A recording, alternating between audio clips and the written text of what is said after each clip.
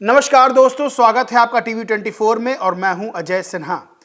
BSP को उपचुनाव में तगड़ा झटका लगा, यानी कि उपचुनाव लड़ने का फैसला बीएसपी सुप्रीमो मायावती ने लिया और उपचुनाव में जो नतीजे आए वो वैसे ही रहे जो 2022 और 2024 के लोकसभा चुनाव में बीएसपी के हिस्से आए थे। यानी 2024 में खाता नहीं खुल पाया, 2022 के विधानसभा चुनाव में एक सीट आई।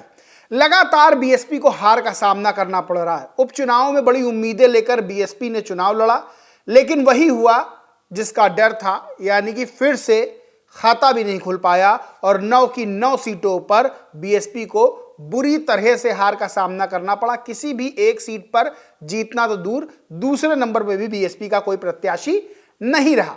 अब इसके बाद तमाम तरह के सवाल खड़े होने लगे बीएसपी के भविष्य को लेकर, क्योंकि अगर बीएसपी और बीएसपी सुप्रीमो मायावती की बात करें तो बीएसपी एक बड़ी पार्टी है और बीएसपी सुप्रीमो मायावती एक बहुत बड़ी नेता है जो कि उत्तर प्रदेश जैसे राज्य की 4 बार मुख्यमंत्री रही हैं और जो सिलसिला उत्तर प्रदेश में पूर्ण बहुमत बनने वाली जो सरकारें हैं उनका शुरू हुआ 2007 में बीएसपी से ही शुरू हुआ। यानी यूं कहें कि बीएसपी सुप्रीमो मायावती ने एक शुरुआत की, बड़ी शुरुआत, 206 सीटें हासिल की थी 2007 के विधानसभा चुनाव में और उसके बाद से फिर समाजवादी पार्टी को पूर्ण बहुमत मिला। उसके बाद 2017 में भारतीय जनता पार्टी को पूर्ण बहुमत मिला और फिर 2022 में फिर पूर्ण बहुमत की सरकार भारतीय जनता पार्टी की बनी। यानी कि जो पूर्ण बहुमत की परिपाटी है वो एक तरह से बीएसपी सुप्रीमो मायावती ने शुरू की। अब सबसे बड़ी चीज यह है कि वो राजनीतिक दल जिसकी 2007 में तूती बोलती थी और 2007 में पूर्ण बहुमत की जिसकी सरकार बनी, ऐसा क्या हुआ कि लगातार उस राजनीतिक दल का ग्राफ गिरता जा रहा है। ऐसा क्या हुआ कि बड़ी नेता यानी बीएसपी सुप्रीमो मायावती एक बहुत बड़ी नेता, उनका ऑरा घटता जा रहा है। वोटर जो उनका था, जो उनके साथ हमेशा खड़ा रहता था, वो कहीं ना कहीं टूटता जा रहा है। इसके पीछे एक दो बहुत बड़े कारण हैं। कारण यह है कि एक तरह से जो बीएसपी सुप्रीमो मायावती एक्टिव रहती थी राजनीति में 2015 से पहले, धीरे धीरे उनका जो एक्टिवनेस थी राजनीति को लेकर वो भी कम होती गई। यानी कि सिर्फ चुनाव के समय उनका रैलियां करना, जनसभाएं करना, बाद में अगर देखा जाए चुनाव खत्म होते ही फिर से उनका ना जल्दी बयान आना, ना जल्दी कोई जनसभा करना, ना जल्दी कोई मीटिंग करना। लेकिन इस बीच आकाश आनंद को भी लाया गया। आकाश आनंद बेहद पढ़े लिखे एक युवा चेहरे। अब आकाश आनंद को जब लाया गया तो एक उम्मीद जगी कि आकाश आनंद बीएसपी को रिफॉर्म करेंगे, यानी कि बीएसपी को फिर से पुनर्जीवित करेंगे और कुछ अच्छा होगा। लेकिन लोकसभा चुनाव में बीएसपी सुप्रीमो मायावती ने चुनाव के दौरान आकाश आनंद को हटा दिया और अपरिपक्व कह दिया था। इसके बाद फिर सवाल खड़े होने लगे कि आखिर बीएसपी सुप्रीमो मायावती चाहती क्या है। बाद में लोकसभा चुनाव के बाद आकाश आनंद को फिर से उत्तराधिकारी और नेशनल कोऑर्डिनेटर का पद सौंपा गया। आकाश आनंद फिर एक्टिव हुए, लेकिन उपचुनाव में फिर देखा गया कि ना बीएसपी सुप्रीमो मायावती ने कोई रैली की, ना आकाश आनंद ने कोई रैली की। अब अगर एक नए नेता की बात कर लें, चंद्रशेखर आजाद, जो कि नगीना लोकसभा सीट से सांसद चुने गए, वो लगातार अपनी पार्टी का विस्तार कर रहे हैं। यानी कि उपचुनाव में उन्होंने भी अपने प्रत्याशी उतारे और कुछ सीटें ऐसी रहीं, 2 सीटें शायद ऐसी रहीं जिस पर बीएसपी के प्रत्याशी से ज्यादा आसपा को, यानी आजाद समाज पार्टी जो चंद्रशेखर आजाद की, उसको वोट मिले। अब जो वोट बैंक बीएसपी का है वही वोट बैंक आसपा का भी है, यानी कि दोनों का वोट बैंक लगभग समान है। अब चंद्रशेखर आजाद कई बार ये बात कह चुके हैं कि बीएसपी सुप्रीमो मायावती को, यानी बहन जी को जो करना था वो कर चुकी, अब आगे की जिम्मेदारी मेरी है। लेकिन चंद्रशेखर आजाद बीएसपी के तो हैं नहीं, वो तो हैं आसपा के। अब सबसे बड़ी बात यह है कि चंद्रशेखर आजाद का विस्तार और बीएसपी का सिकुड़ना कहीं ना कहीं बीएसपी सुप्रीमो मायावती की राजनीति पे भी प्रश्न चिन्ह खड़ा कर रहा है। अब सबसे बड़ी चीज यह है कि आज एक और बड़े नेता, केंद्रीय मंत्री और आरपीआई के सर्वे सर्वा रामदास अठावले, उनका लखनऊ आना हुआ और लखनऊ में उन्होंने आके एक बड़ा ऐलान कर दिया कि जो निकाय चुनाव होंगे वो आरपीआई लड़ेगी और 2027 में जो विधानसभा उत्तर प्रदेश में होंगे विधानसभा चुनाव, उसमें एनडीए में शामिल है तो एनडीए से कुछ सीटों से वो लड़ेगी। अब जाहिर सी बात है कि आरपीआई का उत्तर प्रदेश में एंट्री लेना एक बहुत बड़ा संकेत और संदेश ये दे रहा है कि जो बीएसपी जब कमजोर हो रही है तो कई राजनीतिक दल बीएसपी के वोट बैंक पर अपना दावा करने आ रहे हैं। यानी चंद्रशेखर आजाद तो पहले ही दावा कर रहे हैं, अब रामदास अठावले की भी एंट्री ये बात का बड़ा संकेत दे रही है कि जो बीएसपी का वोट बैंक है, यानी बीएसपी का नेतृत्व कमजोर हो रहा है और बीएसपी का जो वोट बैंक है उस वोट बैंक पर अब सब अपनी अपनी दावेदारी कर रहे हैं। यानी ये मान लीजिए कि जब जंगल का शेर बूढ़ा होता है तो उसके क्षेत्र पर कई दूसरे जो शेर होते हैं वो अपना आधिपत्य जमाने की कोशिश करते हैं। एक उदाहरण के तौर पर समझ लीजिए। अब ये बात बीएसपी सुप्रीमो मायावती को भी अच्छे से पता है और उन्हें ये पता है कि क्योंकि पुरानी राजनीति की खिलाड़ी हैं, राजनीति को अच्छे से जानती हैं, वो ये बात अच्छे से जानती हैं कि बीएसपी का कमजोर होना इसका दूसरे राजनीतिक दल फायदा जरूर उठाएंगे, जो कि उठा भी रहे हैं। और आसपा का उदय उत्तर प्रदेश में साफ तौर पर यह बड़ा संकेत है कि बीएसपी कमजोर हो रही है तो आसपा बढ़ रही है। और अब आरपीआई की भी एंट्री। अब बीएसपी सुप्रीमो मायावती ने एक बहुत बड़ी बैठक बुलाई है। उत्तराखंड और उत्तर प्रदेश के कई नेता उस बैठक में शामिल होंगे। लेटर जारी किया गया है, मेरे पास भी आया है। उस बैठक में बीएसपी सुप्रीमो मायावती जो उपचुनाव हुए हैं और जो इससे पहले उन्होंने अपने पदाधिकारियों को बताया था उसको लेकर एक तरह की समीक्षा भी की जाएगी और मीडिया को भी निमंत्रण मिला है। क्या है वो मैं आपको बताता हूं।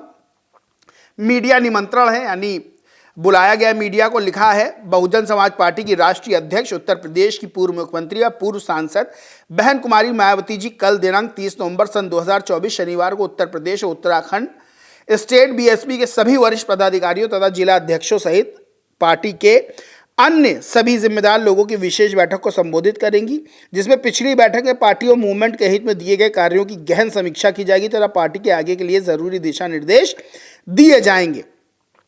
यानी कि यह बात अभी पूरी तरह से क्लियर नहीं है कि क्या बातें वहां होनी, लेकिन यह माना जा रहा है, जो अंदर से सूत्रों के हवाले से खबर है वो ये है कि उपचुनाव में जो हार हुई उसको लेकर भी गहन समीक्षा की जाएगी और 2027 में किस तरह से रणनीति बनाई जाए। देखिए, सबसे बड़ी चीज यह कि उपचुनाव में हार होना बीएसपी के लिए बहुत बड़ा झटका। मैं बार बार कह रहा था कि उपचुनाव 2027 के विधानसभा चुनाव के लिए एक सेमीफाइनल है। अब उपचुनाव में बीएसपी को झटका मिला है तो 2027 की तैयारियों के लिए अब दुगनी तेजी से बीएसपी को जुटना पड़ेगा। अब सबसे बड़ी चीज क्या है कि क्या बीएसपी सुप्रीमो मायावती अभी भी अकेले ही चुनाव लड़ेंगी, क्योंकि उन्होंने ये तो कह दिया कि उपचुनाव बीएसपी नहीं लड़ेगी जब तक ईवीएम से वोटिंग होगी। लेकिन बड़ा सवाल यह खड़ा होता है कि क्या अभी भी बीएसपी अकेले लड़ेगी, क्योंकि अभी के राजनीतिक परिप्रेक्ष्य में देखें तो दो ध्रुवीय इस वक्त राजनीति है, यानी कि एनडीए और इंडिया अलायंस। आप अगर बीच में कोई एक दल अकेले लड़ता है, अगर उत्तर प्रदेश की बात कर ले, बिहार की बात कर ले या अन्य कुछ राज्यों की बात कर लें, तो उसको वो सफलता हासिल होती नहीं दिखाई दे रही। यानी कि दो ही जो गुट हैं राजनीति के, एनडीए और इंडिया अलायंस, उसी में फाइट लगातार हो रही है, चाहे वो लोकसभा चुनाव हो और चाहे जितने आसपास के चुनाव हुए उसमें। अब सबसे बड़ी बात यह है कि क्या बीएसपी सुप्रीमो मायावती किसी गठबंधन में शामिल होंगी, कोई गठबंधन करेंगी, क्योंकि बीएसपी सुप्रीमो मायावती छोटे छोटे राजनीतिक दलों से गठबंधन करती हैं और उन्होंने छोटे राजनीतिक दलों के लिए रास्ते खुले छोड़े। कांग्रेस और बीजेपी को हमेशा अपने निशाने पर रखती हैं। और सबसे बड़ी चीज यह है कि उन्होंने बिना नाम लिए ये कहा कि बीजेपी और कांग्रेस कुछ नेताओं को तैयार कर रहे हैं, कुछ राजनीतिक दल तैयार कर रहे हैं, यानी कि उनका सीधा इशारा चंद्रशेखर की ओर था कि उनको तैयार करके बीएसपी को कमजोर करने की कोशिश की जा रही है। सीधा सा एक इशारा था। लेकिन अब ऐसे में सवाल खड़ा होता है कि क्या बीएसपी सुप्रीमो मायावती अभी भी अकेले चुनाव लड़ेंगी या फिर वो गठबंधन में जाएंगी। अब 2027 के चुनाव को लेकर उनकी क्या आगे की रणनीति है, लगातार ये मांग की जा रही है। बीएसपी के समर्थक मांग कर रहे हैं, बीएसपी के चाहने वाले ये मांग कर रहे हैं कि आकाश आनंद को सामने लाया जाए, उनको छूट दी जाए। क्योंकि अगर आप देखेंगे तो अगर ट्वीट्स उठा के देख ले, वैसे तो आकाश आनंद भी कोई जनसभा जल्दी नहीं करते हैं, कहीं वो जिस तरह से लोकसभा चुनाव के शुरुआत में वो लगातार मीडिया में इंटरव्यू दे रहे थे, उसके बाद एकदम से वो गायब हो गए और अब वो मीडिया से भी दूरी बनाए हुए हैं। तो ऐसे में सवाल खड़ा होता है और लोगों की मांग भी है कि आकाश आनंद को फ्रंट पे लाया जाए, क्योंकि आकाश आनंद युवा हैं और जब वो बोलते हैं तो उनमें वो तेजी दिखाई देती है।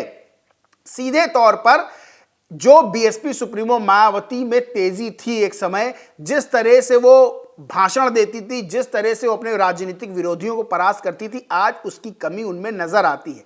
वहीं आकाश आनंद की राजनीति अब जो समय है उसकी मांग है और इसीलिए बीएसपी के समर्थक लगातार ये मांग कर रहे हैं। अब देखना ये होगा कि जो कल बैठक होती है उसमें 2027 के चुनाव को लेकर क्या रणनीति बनती है, क्या नई जिम्मेदारियां दी जाती हैं और सबसे ज्यादा नजरें जो रहेंगी वो आकाश आनंद पे रहेंगी, क्योंकि आकाश आनंद के अगर ट्वीट्स की बात करें तो वो सिर्फ बीएसपी सुप्रीमो के ट्वीट्स को रीट्वीट करते हैं, जबकि आकाश आनंद को इस वक्त बीएसपी सुप्रीमो मायावती को चाहिए कि वो फ्रंट पे उतारें, यानी कि आकाश आनंद को छूट दें। लेकिन आकाश आनंद कहीं ना कहीं बीएसपी सुप्रीमो मायावती की जो तस्वीर है, जो परछाई है, उसमें पीछे नजर आते हैं और ये बीएसपी के लिए नुकसानदेह साबित हो रहा है, क्योंकि समय की मांग है।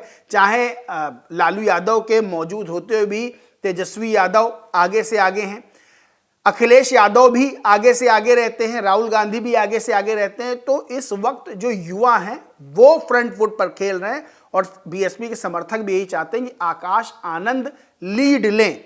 अब देखना यह होगा कल की जो महत्वपूर्ण बैठक है उसमें बीएसपी सुप्रीमो क्या निर्णय लेती हैं और आकाश आनंद को क्या जिम्मेदारी दी जाती है। सबसे बड़ी बात यह है कि ये 2027 का चुनाव बेहद महत्वपूर्ण है और जो आसपा है वो तो अपनी राजनीतिक जमीन को मजबूत कर ही रही है। आरपीआई ने भी उत्तर प्रदेश में अपनी राजनीतिक जमीन तैयार करने की पूरी तैयारी कर दी है और बीएसपी के लिए ये अच्छा संकेत नहीं। बहरहाल कल बैठक होगी, जैसा होता है उस पर मैं वीडियो बनाऊंगा, आप लोगों को बताऊंगा कि क्या हुआ क्या नहीं हुआ। हो सकेगा तो मैं खुद भी उस बैठक में मौजूद रहूंगा। सबसे बड़ी चीज यही है कि आकाश आनंद पर सबकी निगाहें होंगी। बहरहाल दोस्तों, इस पूरे मामले पर आप क्या सोचते हैं, क्या मानते हैं, कमेंट करके जरूर बताएं। वीडियो अच्छा लगा हो तो लाइक करें, खूब शेयर करें और चैनल को सब्सक्राइब नहीं किया तो सब्सक्राइब करके बेल आइकन जरूर दबा लें। धन्यवाद।